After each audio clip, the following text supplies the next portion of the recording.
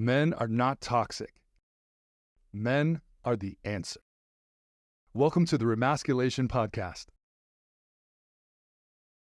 Welcome to the ReMasculation podcast. This show is dedicated to integrating both the excellence and the shadows of masculinity in the modern world in both male and female bodies. By engaging the conscious exploration of our past, present, and future as men through the freedom and challenges of meaningful conversations, we believe here at this podcast that everyone can learn to show up powerfully in our lives, our relationships, and our work. I am your host, Michael Bates. My mission is the conscious evolution of men and masculinity across this planet in our lifetime, one man at a time. I'm a men's life coach, couples counselor, men's work facilitator, women's coach, executive coach, a writer, an actor, a public speaker, a psychedelic integration guide. And for me, what's most alive is I am a both consultant and practitioner of sacred union in the form of monogamy. And I am so excited to introduce my guest today, Madelyn Moon. She is a creative intimacy and sacred union teacher and a leading voice in the world of feminine and masculine relationships, devoted to serving women in liberating their expressive, artistic hearts within themselves, their partners, and in the world. Her work and story have been featured in hundreds of podcasts and various publications such as the BBC, the Huffington Post, Teen Vogue, Thought Catalog, Nylon Magazine, the Daily Mail, Vice, Greatest, Men's Health, People, and ABC News Nightline. Jeez, amazing publications. In addition, Madelyn teaches live programs, workshops, courses online and in person. And she has also just published her first book, let's say, Artist of Love, which is available on Amazon. We're going to get into it with Madelyn today on a lot of different topics, artistic and creative embodiment and entrepreneurship, creativity in relationships and intimacy, and my favorite, sacred union. But I just want to say, hi, Madelyn. Welcome to the podcast. It's so good to have you here. Hi, thanks so much for having me, and congratulations on this awesome podcast and bringing this to the world. It's really exciting and fun. Thank you. Well, you were a big inspiration, and interestingly enough, I just finished with a client, I should say 2 clients that found me at the end of October via your podcast that I was on. Wow. 2019, literally scouring the internet for someone that could sort of walk the line between poly and monogamy, which is sort of what they were doing, and came across your podcast and found my name and literally just reached out from nowhere. So the gift that keeps on giving, to say the least. So just so grateful to reconnect with you and to be a part of promoting you and your work. Michael, you just froze. I don't know anything you just said.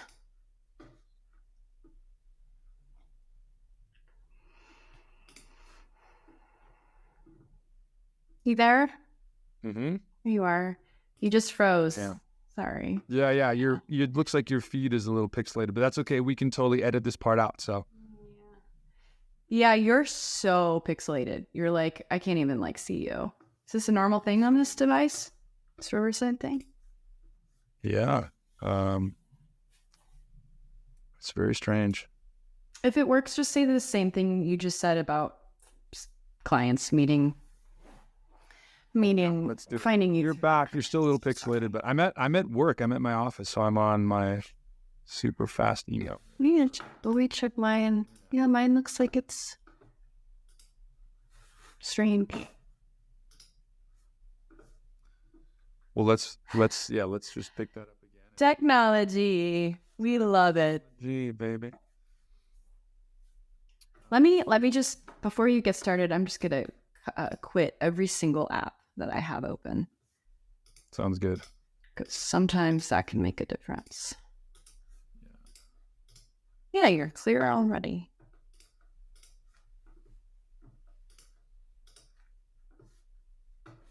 Okay, say something. Something.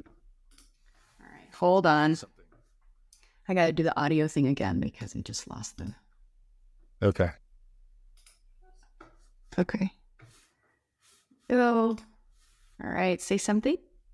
Something. All right, let's try this again. Okay. And Yeah, I'm super excited because I just finished with a couple that reached out to me because they found me through your podcast, the podcast that we did back in 2019, I think a week before I left New York, pre-COVID, upon meeting my beloved. And just wanted to thank you for the gift that keeps on giving, your work and us working together. So. Thank you. That's so beautiful. I remember that episode that we did in my tiny, tiny little Brooklyn apartment in my little living room. We pulled cards. Yeah, my little green velvet, like fake velvet couch. It was just, yeah, those days are fun to look upon. But I remember us, pulling cards and talking about moving from poly to monogamy and the start of your entire belovedship. And it's really amazing to think back at starting that journey and where you are now. No, we just hit our 3-year anniversary, so it's crazy that it's been that long. But yeah, what a special place to meet. And you've obviously been on quite the journey as well. I think you were just getting started in a way. Your Instagram, the creativity that you bring to your Instagram is such an inspiration I think, for so many people. But I think you were kind of just getting the ball rolling, sort of just getting momentum going. And obviously 3 years into it, you've got this amazing book. You've worked with a lot of amazing people and yeah. Yeah. I mean, it probably seems that way, but I have been, since I was 19, I was doing this. I have not stopped since 19. But I think with finding there was a tipping point that I went from not that followers matter. It doesn't really matter. But at that time, I think I had 30K people following me. And then it tipped all the way over to where I'm at now, which is 70 something, from finding that specific niche and play. Because if anyone doesn't know what I do, I bring comedy to Instagram.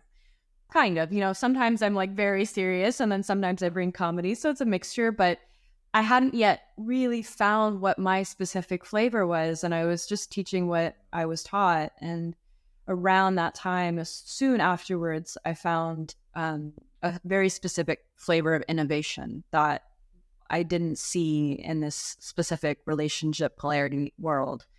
And it just really goes to show when you find the thing that hits that chord in your own soul, in your own heart, in some way or another, whether it's recognition or it's financial or it's just joy, it's happiness, the world's going to find a way to say, there you are, there you go.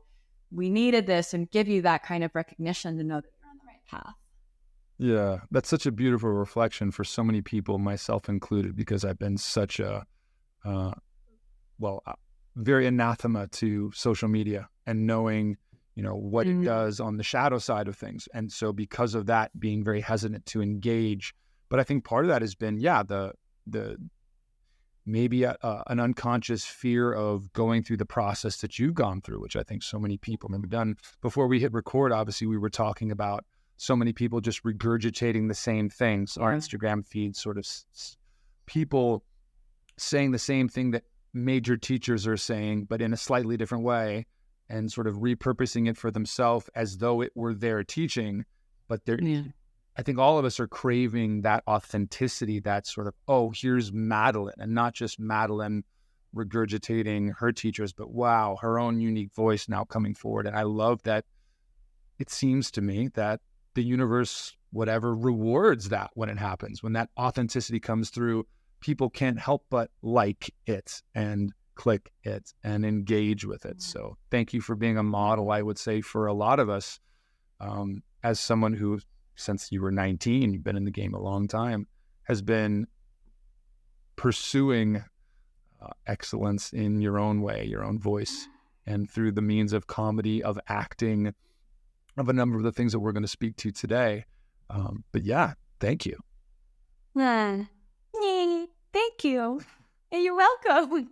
I really appreciate that. Yeah, it's really beautiful to see so many people.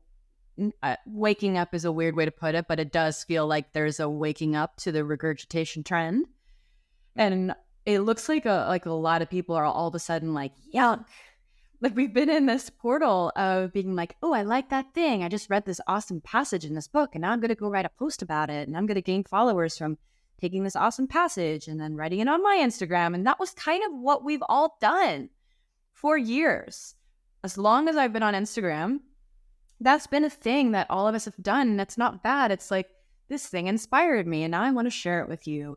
And that's how a lot of us have created businesses, starting in that point of like, I'm taking in all of this knowledge and I want to share my knowledge with you. And then at some point, there's a moment, I think, where a lot of creatives who have this thing of like taking this and I'm going to put it out in my own words, where it's the next step of actually, I don't want to take something and put it in my own words.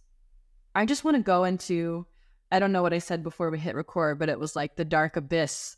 And I want to create something out of that void space where there's nothing. I don't even read a book to create content. I just go into the nothingness and I melt there and I create, I write, I act, I play, I express from that place, that mysterious void. And it's a lot. I mean, for some people, that's their happy place. And for other people, it's the scary place because you don't have anything that you're creating in relation to, or there's no context. It's just open space. And that is the teaching of the womb where creation is made. That's the void where there's nothing that you're like in relation to in order to create other than God is. But you just make because you have to. Yeah. And I think that's what a lot of people are moving in the direction of, I feel. Yeah, I love it. And you're talking about a lot of really deep concepts here and things that you and I are both rather studied in, the idea of the void and the womb and the creatrix of feminine birth giving of creativity. And it was one of my first coaches who really worked on from a place of ancient Greek philosophy that talked about how they looked at the masculine way of giving birth to creative ideas too.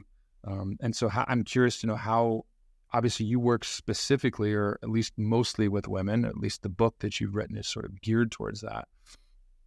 On this podcast, obviously it's geared towards ReMasculation, sort of moving and identifying of the healthy aspects of masculinity, not just in male bodies, but also in female bodies. How would you distinguish between those sort of more feminine, energetic ideas of creation that I think we're all more in touch with or in tune with, the feminine as the new beginnings creator?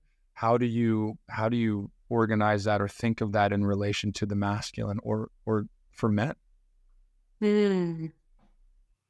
That's a great question. So basically the difference between the feminine form of creation and the masculine form of creation? Sure, that's a great place to start. Yeah. Well, I think the feminine from... That's a really good question. I've been reading this book.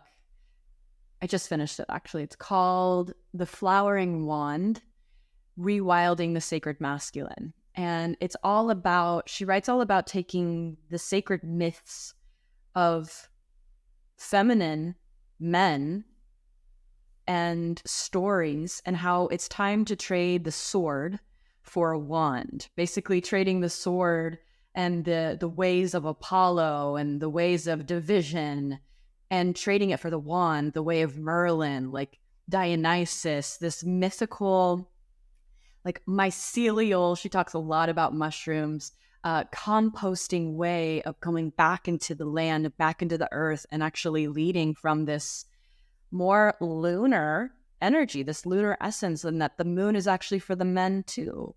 And the priestess is for the men too. And how would it look like if we combined the myth and the lessons of the wand and of Dionysus and of celebration and of the lunar cycles for men, instead of saying that's for women? So I'm just throwing that out there as a beautiful book. If anyone's curious of, is there a difference? But in my body, I do feel that there is a difference, but I don't think that they can't overlap and we can't learn from each other. Like, I think that for the feminine, that form of creation, it is oftentimes a bit of a longer, stewy process. It's like a lunar cycle where it takes time to receive something and then let it marinate in and then feel all the nooks and crannies of this idea and like go through a spectrum of emotions of like, I like it, maybe I don't. Oh, it's great. Well, and like there's this whole process of feeling into something before, not always though, but I do think the feminine way, I'm not saying the woman way, just the feminine way is much more, what's that word? Gestating? It's like, yeah, it feels like that. It's caterpillary. Where the masculine way is much more idea, go into manifesting it. I have this thing, I'm going to do it. Like, I remember once I was in a car with this man, Alan, and he was like, just the most like, I'm going to build a fence, and then I'm going to make a garden, and then I'm going to do this. And he would do it all in a week. Just go, go, go, go, go.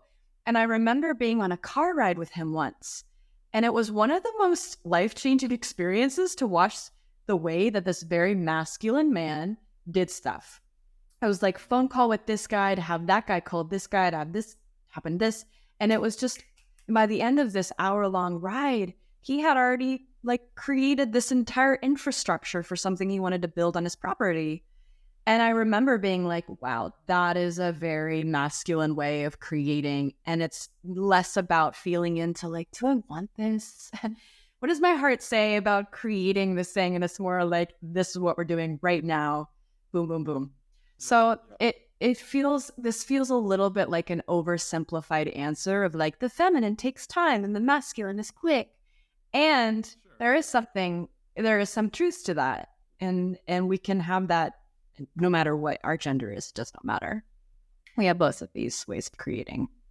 Yeah, it's a beautiful answer and obviously a super nuanced inquiry that we're engaged in here. And obviously when we say masculine and feminine, we're talking energetically and that any being can occupy those energies. But yeah, there is something in that, in the men's work that I do and with the men that I work with, the first aspect that we try to focus on, not we try to focus on, we do focus on is clarity.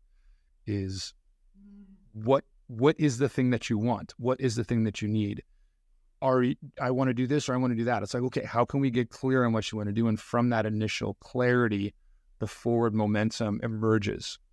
And so I think there's something to that aspect of, the deliberate sort of cutting forward into a thing versus the sort of gathering. And it's the book you mentioned is super interesting. It's it sounds like a really unique way of looking at things, almost like from a magician archetype rather than a sort of warrior archetype. And it's tough because that brings up a lot for me because, sort of why I created this podcast, ReMasculation, is that in my own upbringing and sort of being what I lovingly call a sensitive new age guy for most of my life, sort of tampering down my masculine, not wanting to be too much, not wanting to take up too much space. That there's a lot of movement and momentum out there for men to sort of put the sword away. And for me, it's more of my favorite quote, and one that I have on my website is never give a sword to a man who can't dance. And so I think for me, it's not necessarily putting the sword away, but it's learning how to use it. It's learning how to, the power in just sort of drawing it and sort of showing that you have it and showing that you can use it if you need to. But not having that be your only way of communicating, right? So talking about how as men we can learn to be both strong and sensitive, embody kindness and a killer instinct at the same time. And so to me, that's the sexiest thing that a man can become, is to sort of merge both sides of that equation in and within himself. Mm-hmm. Yeah, I think what I loved about that book is that it's not about getting rid of anything. It's about building upon what we have and then also circling back, like going back, because, one of the most beautiful things I remember reading in this, one of my main gods that I work with is Dionysus, and he's the god of merrymaking and theater, and also wine, which is alchemy. And Apollo is the sun version. And once we started to worship the sun instead of the moon, we started to worship, we as in like society, Apollo-like gods. And Dionysus, which is a moon god, the mystery, the lunar cycle, the lover of women, he's the only Greek god that didn't rape. And a lot happened once we started to worship just the sun and just the sword. And Apollo, who raped, I don't know how many women, but like that's just a trend in Greek culture. Like it's a lot. And so there's so much that we can learn about the sun, but don't forget the moon, and don't forget allowing yourself 30 days to really sink into something and feel what's true for you, and worshiping the feminine within yourself as men as well. So it's not getting rid of the sun, it's adding, it's combining, it's a return to this ancient cycle of life that the sun has kind of wiped out with just the brightness and the gotta do the thing now. And that's when actual like debauchery happens. And it's so interesting to me that Dionysus was labeled as the god of debauchery. Like he's like the drunk, and he's so not. And that was all created from, well, it's like the way Mary Magdalene was painted, right? Exactly, as the whore. When there's a lot of ideas that maybe she was something else entirely, and high priestess, cult of Isis, or a number of other things. Yeah, exactly. That had already been for a lot of those cultures that had gone all sun, all masculines, and sort of disassociated or somehow internally within themselves and as a culture, stepped away from the lunar aspect, the feminine aspect, the balance of sun and moon, masculine, feminine, god and goddess, and sort of went into that extremity, sort of lost that. And what you said about all the gods that rape, it made me think of something one of my mentors shared the other day, which is that the difference between rape and ravishment is consent. Yeah. That's the difference, right? And so how do we rebalance ourselves, and how do we learn how to ask for things? And speaking of books, I know we don't have a ton of time today. I would love to sort of dive into your book. Yeah, my book. Yeah. This one. Yay. On the Artist of Love. And I thought it would be a really great thing to just ask you, what does it mean to be an artist of love, Madelyn Moon? Oh, yes. Yeah, to be an artist of love is to be... That was a really good demonstration, by the way. I just like feel it. Yeah, you're feeling. Thank you. It was one acknowledged inner aspect that doesn't just have to use words and descriptions and all those things. So. When you asked that, I just felt like the energy and the word of compass. And the compass is your creative expression. The compass is your artistic soul. And it's creating something out of nothing.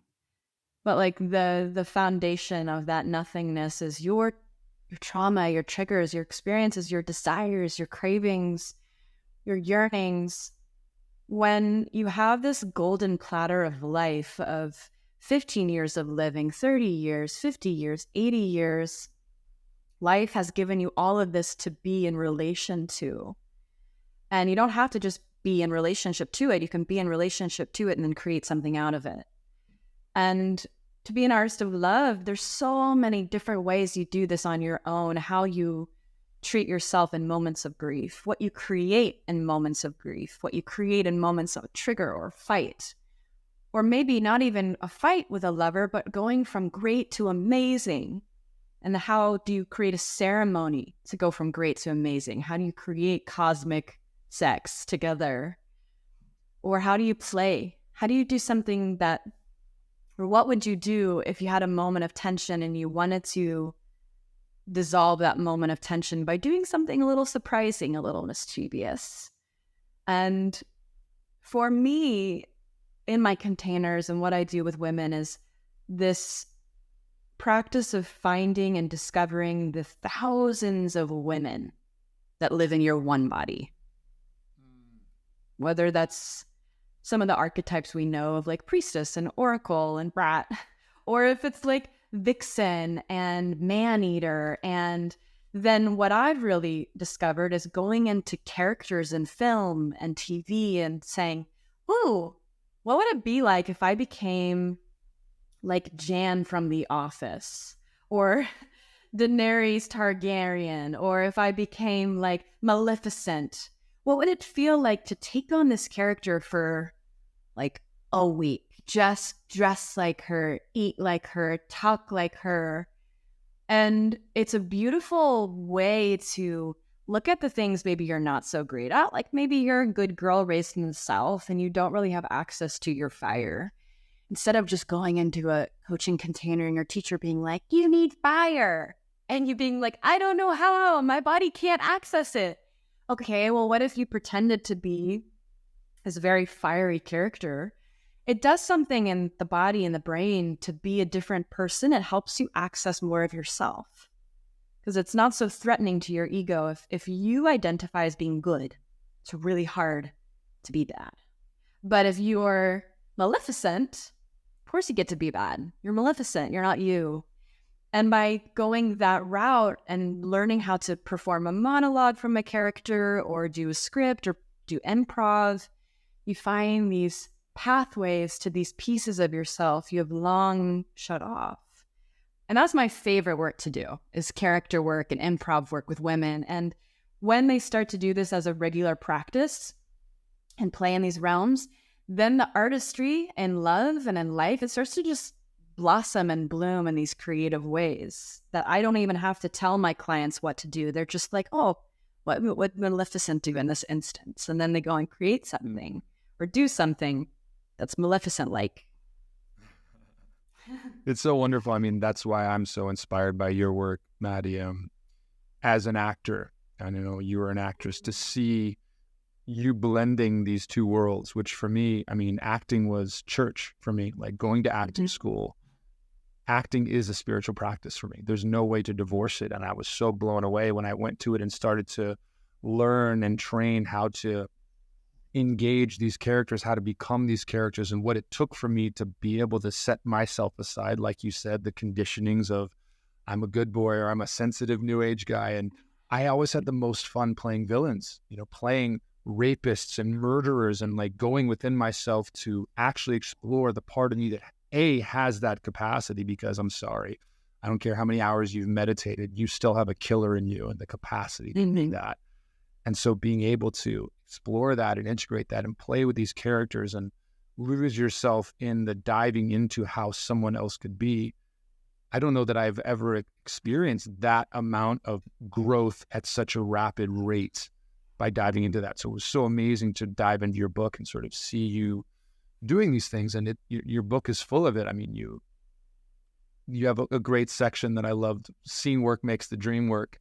And sort of exploring how to create a scene and how to, I mean, this is sort of further along in the book. So you're sort of weaving in all these aspects and teaching us how to create scenes in your partnership, like actual acting scenes, which also made me think of scene work from the BDSM world as well, and how important it can be to create a proper scene by what are you, again, bringing in the consent piece, right? And setting up parameters in order to create the scene. If you don't have the character that knows who they are, what they're playing, this is the room in which it's happening, it's very difficult to do that. But yeah, it's amazing to see how you've taken this work as an actress and integrated it and blended it with this spiritual work, this polarity work, this archetypal, this sort of the Jungian tradition that I think as a culture we're still only beginning to unpack how much was there. But I loved what you said, the 1,000 women that are in every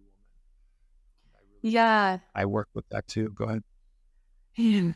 So I just wanted to say that I actually found acting after polarity work, which I don't know if you know. It's a little unique because I went into polarity and I was like doing these workshops with men where I would stand in front of them and I'd cry and then I'd smile and then I'd giggle and then I'd hiss and then I'd stomp my feet and then I'd bawl my eyes out. And I was like, wow, this is really cool. Like I can feel all these things on cue. But then I started to feel a little boxed in. I was like, I mean, I don't know what your feelings are in this, but I very much feel like polarity can be yet again another box that we find ourselves in, at least my experience of as a woman. If you're going to be upset, lead with your open, gushing, violent heart. If you're going to be this, do it this way. If you have a complaint, lead with a desire. If you did it. And it just became this mathematical equation of who I was supposed to be once again. And I was just like, where is the place that there is like no box, no person above me saying, this is how you need to be woman. Where's that? And I'm not saying that the answer is acting, but for myself, what I love so much about the acting and improv space is that all it is creation of characters, creation of emotions, creation of your own backstory. And improv, same thing. It's there's no script. There's no already 50-page detail outline of a character. It's just spontaneity. And these places gave me the opportunity to explore all these different ways. Like you just said, killer. I think that's an archetype that's highly included and encouraged in the polarity world, but there's some other archetypes that aren't of men, maybe just like dull. Maybe there's like an archetype of man that's just like dull and kind of flat. You have to be in the polarity world like alive and deep and grounded and rebel. What about aware? The sort of data bots thing that I know you and I understand that term, but coming out of the David data world, this idea of how, like you said, this prescription of how masculinity has to be, and there's a rigidity that I saw, and I even took on a bit as a practitioner and saw in other practitioners as we're sort of learning, well, what does it mean? Is this what women want? Is this how I should be versus how do I want to be, and how is the moment meeting the clarity within me that I've defined as who I am and who I want to be moving forward. And, the school of acting that I came out of was the Meisner technique, and this whole idea of living or doing truthfully under imaginary circumstances. Living truthfully under imaginary circumstances was Meisner. My teacher, Bill Espert, sort of changed that to doing truthfully under imaginary circumstances is the essence of it. So yeah, how do we take in what we've learned, but then throw off the cage of those prescriptions of masculine, feminine, integrated, conscious, gushing, open-wombed feminine, and figure out who we are, and then be able to meet the living moment by moment by moment, forever in authenticity. And I would say that you're someone that I see actually doing that, Madelyn. And so again, I want to thank you for the inspiration that I think you're bringing. And I know I'm saying this because I have a hard time receiving praise often. So I really want to lavish a bit on you just as far as what I see you doing, again, in authenticity, in what I perceive as a realm that, let's say, could use a bit more of it in my perception and projection of the social media. So. Thank you. I really appreciate that. And I feel like life gave me some situations and circumstances to really just go into an immersion of polarity and really go in and experience all the different sides in real time and relationship. And my body just told me, it was like, there's got to be more. There's got to be more that I'm allowed to be. That's not just messy in the crying, soft, feminine way, but like messy in maybe a sharp way, or messy in a crazy way, or messy in a like boring way. Like, what are all the ways we can be messy? There's so many. And I love the work that I received from that particular body of work. I just feel like there's so much more. And this is the thing. It's up to each individual to discover what their version of more is. It's not about going to find a teacher that can now teach you what's the more. It's about you just feeling what's more in me. What is it in me that I'm not currently living? Like for myself, it was the comedy. There wasn't really a place that was like to be, comedy just didn't, everything was so serious. And there was something for me around the comedy piece that, and even for men, I think that there's such an attractive thing about being funny and lighthearted and playfulness, and there needs to be stage for that as well. And yeah, my main goal is for every woman and also for every man, but since I work mostly with women, is helping them discover their flavors that are dying to come out, and just helping them find the pathways for those flavors and bringing those into love, because your love is going to be so served by the essences that you have either shut down or muted or dulled. And if your partner isn't fully delighted by them, at least you're not abandoning yourself anymore. And the right partner for you will rise to meet you there and those flavors. Well, that hits close to home. As as a recovering abandoner of self in relationship, this current relationship I've been in has been such a repatterning for me, sort of pulling apart those old patterns of codependence. And yeah, like, is this who you need me to be? And Oh man. there's so much. Yeah. I'm curious. I know we're in this specific, and I want to sort of pull back out into the more broad. How do I want to ask this? What do you think is the thing that you work mostly with women? I work mostly with men. There's a lot of themes, like commonalities that I'm seeing with the men that I'm working with, like things that are sort of across the board there with them. I'm curious for you, what is the thing that you see that's the most alive in women right now? And what is it that they need, or what is it that women need to hear or need to, and again, we're talking generally here, but what are the trends that you see, and what are the things that women need, are looking for? I'm going to give you sort of a broad platform on which to play here. But yeah, what are you seeing as far as women and what women need, what they're asking for, what they want? Yes, the first seat for men too, if you want to jump on that after too. Yeah.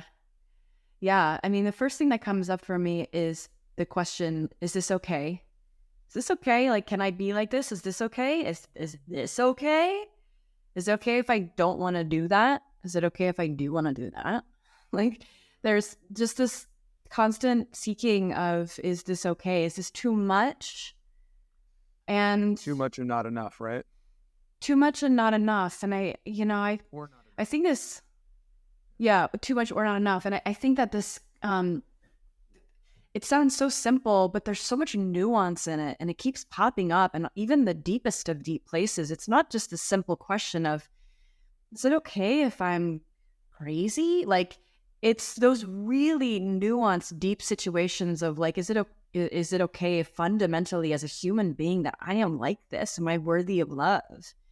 And having situations that just keep piling up, breakups that keep piling up, that keep proving something, something is off or something is wrong. And it keeps kind of contorting that thing deeper and deeper and deeper and deeper into all that essence of whatever it is you're wondering if it's okay. It comes out sideways. And so just coming back into honoring and acknowledge, I am this way.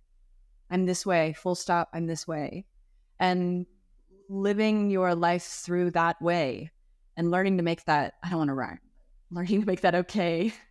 I have to rhyme. There's no other word I can say for that. Yeah, that's definitely one that I see a lot.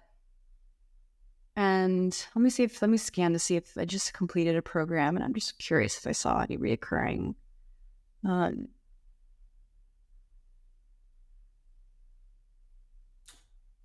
Well, one thing that I felt like throughout my container with my last program, I was just kind of like trying to pull this out of them. I really wanted to help them find their unenlightened selves. There were so many moments with my women that I would be like, give me an unenlightened moment where you just say shit and fuck and this and that and I hate this and like all the just gnarliest things you can say. And they'd be like, okay. And then they would do a minute of like, when you said this, it really hurt my feelings and it made me sad. And I would be like, that's great. But like, it's so enlightened. Like, go gnarlier. So that's again circling back to what I was saying earlier of being a character. The minute I gave them characters, fuck that, and like, flipping their hair and like giving a bird, and then they just went crazy. But the minute it was them doing any unenlightened moments, it was so pristine and pretty, and like if there was an emotion, it was tears, and it was like just soft crying, which I think I'm so programmed to do that. I've become very programmed to, if I want my man to see, like to really feel me, I need to get mushy and gushy and just cry, and that's how I get what I want. And it's partly on my part, like old manipulation of like, if I look like I'm soft and weak and sad, then that will get their attention more. And it's also proven true. I've been in partnership with people that's what they want. And it's been a big lesson for me this year to realize that this belief I have that I need to be soft and mushy and crying and weak to get a man's love has kind of called in these partners that it's a match for that. I have a lot of fire. I have things to say. I have power. I'm feisty. And this year has been about me claiming my own sword over just instead the wand, like grabbing the sword, allowing my fire. Like I've got a lot of it and it's okay. And we need, as women, spaces to go into that fire first without men around, just to practice. What does it feel like? Just to own that and to be celebrated with each other with that. And then learning how to artistically as closely in connection with our heart as we can, bring that fire to our partners and learn what is ours to hold and what is ours to share. But there's been a severing for a lot of women, of their connection to that unenlightened, messy fire. It needs a place and a space to be expressed and felt so that it doesn't come out sideways anymore. I love that you said that, Madelyn. I mean, something my lady and I talk about, and something that I talk a lot about in my work that, gets me some shit. But I feel like it's time for us all to talk about the unintended consequences of feminism and what every movement has a shadow, right? And I talk to a lot of women, and I'm blessed. I've grown up and I've lived in a lot of places. I've lived in New York City, but I'm also from Kentucky, and I was born in LA, but I went to college in Florida. Now I live in Colorado. So I've had these amazing opportunities to live in blue states, red states, be around people of diverse political dispositions and backgrounds. And there's a lot of women that I've talked to that are afraid to own that they just want to be a mom. They just want to be a mom and be taken care of.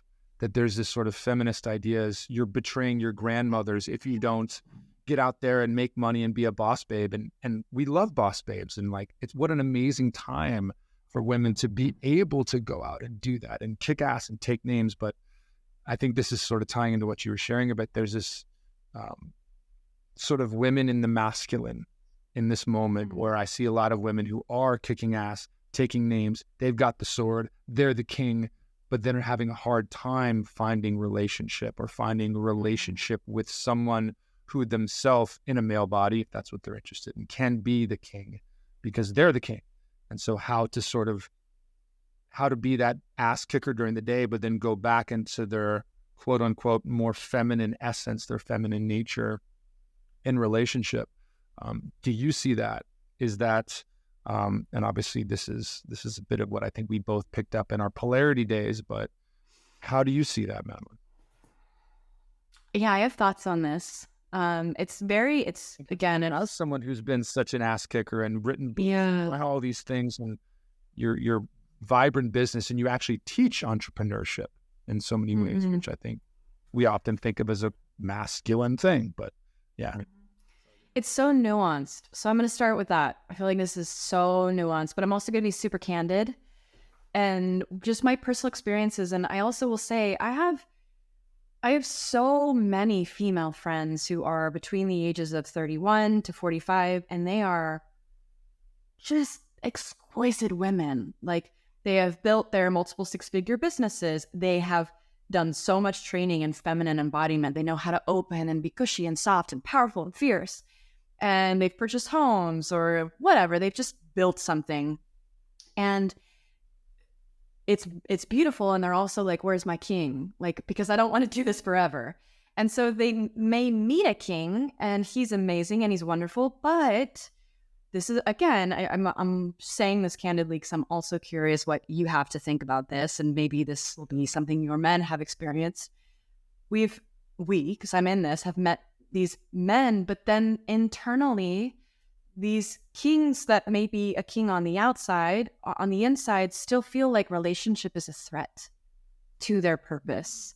And then will kind of, what I've seen across, multiple of my friends is that when it comes time to really commit, they may want a powerful feminine embodied woman, but then when it comes down to like the nitty-gritty of committing and like, let's do this, there's a fear around, well, I'm a masculine being and my thing is purpose, and I want freedom and she wants love, and it's against each other, and they choose freedom. And I think this is one of the most distorted teachings of men and the masculine want freedom and women and the feminine want love, because it's just by nature opposition in a kind of negative way.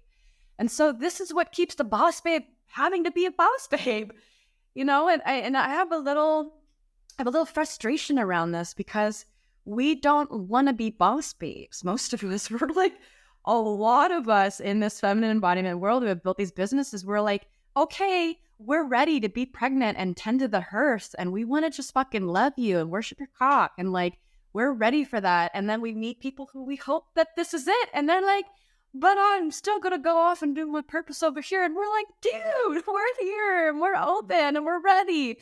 So I have questions. I'm just like, this is interesting. I've never really experienced being around so many women that are so done the work, ready to relax, ready to love their man, and the men are just not quite there. What do you think? Is this what you're seeing? Because you're with the men and you're training the men. I'm curious if this is a thing. I am seeing it. I'm also, if I had $1 for every woman that came up to me and said, where are all the conscious men, or where are the men? I'm ready. With me. It's like, I'd have a lot of money.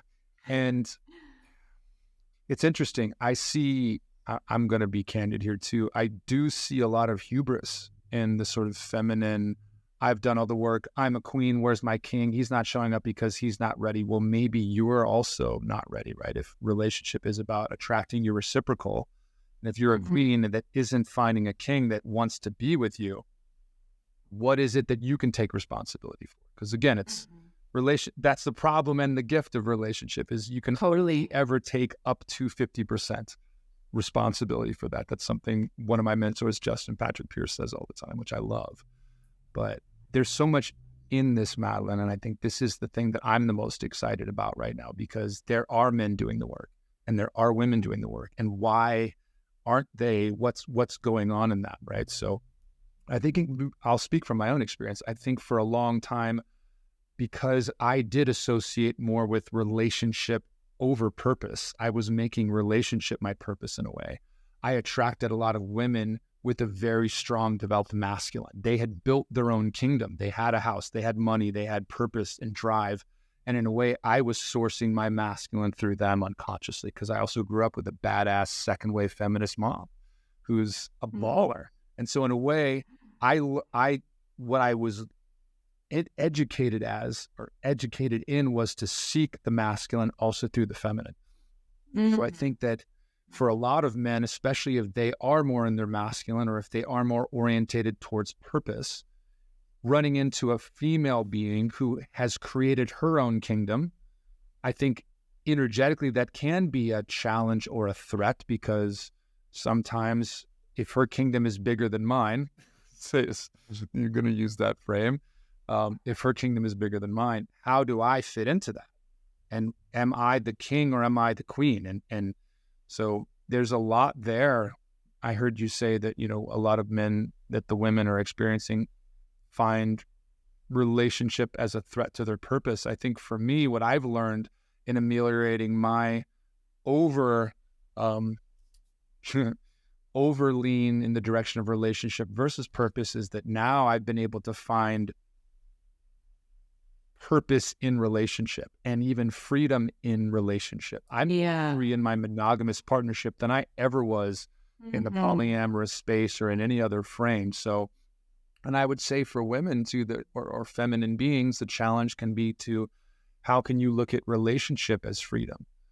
And how can you empower the men to sort of step into that? There's a lot there. There's a ton here, because I think energetically for a lot of men, if you're engaging with a woman or a feminine being who has built her own kingdom, there's a felt embodied sense of emasculation that can just naturally happen. And I'm speaking from my own experience, because that has been my experience in a lot of ways. So yeah, how does a badass feminine woman being, meet a badass, masculine, purpose-driven being. And I love the way you said that. Step into hearth and home and making babies and cock worshiping, and who the fuck doesn't want that from their partner? I sure do.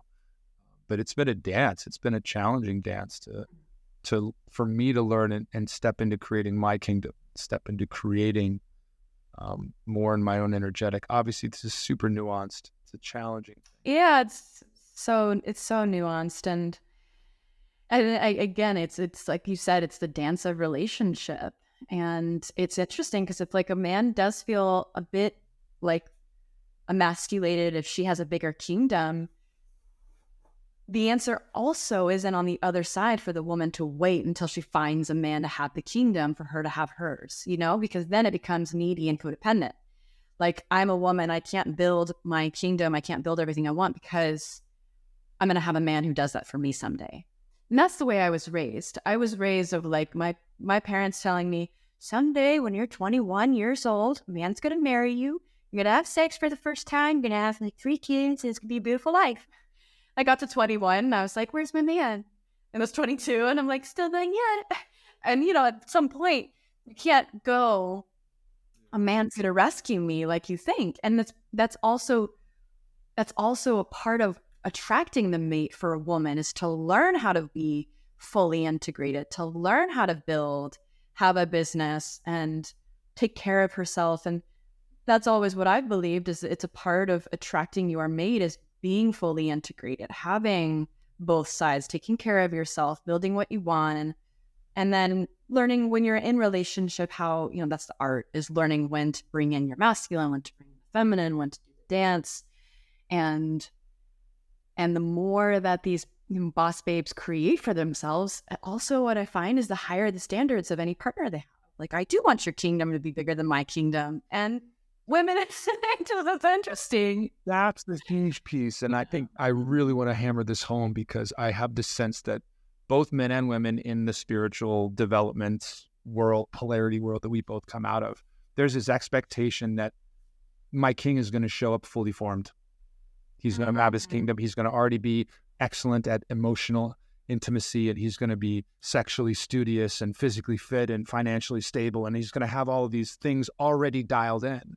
But as you and I both know from the archetypes, from the stories, one that comes to mind is that Beauty and the Beast story, where it actually takes the relationship, the coming together of the imperfect woman and the imperfect man, or the imperfect man and the imperfect man. I mean, again, polarity doesn't give a fuck what body you're in or how you want to orientate or even what your pronouns are, right? This it's math in a way.